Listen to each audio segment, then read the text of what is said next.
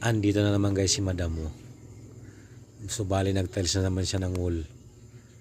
At saka hindi basta-basta to, kay malapad ang gamit niya ng tiles. Tapos isa lang mag-isa. Oh grabe ano, matindi talaga. Ang lakas naman ni madam. Saka tingnan mo yung mga galawan niya, oh. Pang professional. Tingnan niyo, oh. Yun oh, yan ang tiles na malapad. Kayang-kaya niya. Abay. Hindi mo to kayang isma-ismol to si madam.